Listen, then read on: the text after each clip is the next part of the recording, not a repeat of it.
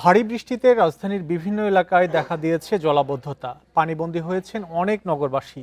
কোমর সমান পানি জমেছে মগবাজার, মালিবাগ, শাহবাগ, ধানমন্ডি, হাতিরঝিল, বনানী ও মিরপুর সহ বিভিন্ন এলাকায়। এদিকে স্কুল কলেজে পরীক্ষা থাকায় বিপাকে পড়তে হয়েছে শিক্ষার্থীদের। চরম ভোগান্তি পোহাতে হয় অফিসগামীদের। রাত 12টা থেকে সকাল 9টা পর্যন্ত ঢাকায় 104 মিলিমিটার বৃষ্টিপাত রেকর্ড করা হয়েছে। রাজধানীর মগবাজারে সিদ্ধেশ্বরী কলেজে ইনকোর্স পরীক্ষা চলছিল।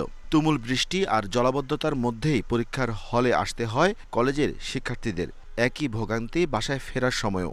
আসার সময় হচ্ছে এক্সামটা বাতিল করা হয়নি, স্থগিত করা হয়নি, যে কারণে হচ্ছে বাসার সামনে পুরোটা পানি ছিল, রিক্সা পাওয়াটা খুব টাফ ছিল, তারপর ভাড়াও বেশি চাইছে। আসার পর এখন এই অবস্থা।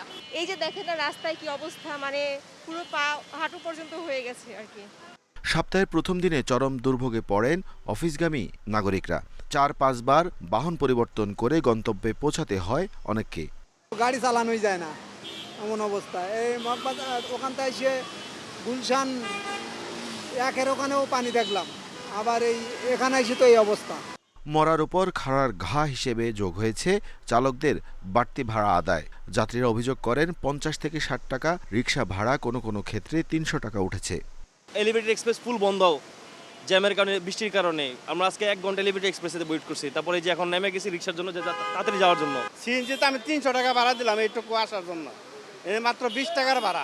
আবহাওয়া অফিস বলছে রংপুর, রাজশাহী, ময়মনসিংহ, ঢাকা, চট্টগ্রাম ও সিলেট বিভাগে ভারী থেকে অতি ভারী বৃষ্টি হতে পারে সোমবার দুপুর পর্যন্ত। 24 ঘন্টায় চিটাগাঙ্গে আপনার বৃষ্টিপাত হয়েছে 98 মিলিমিটার এবং কক্সবাজার হয়েছে 115 মিলিমিটার।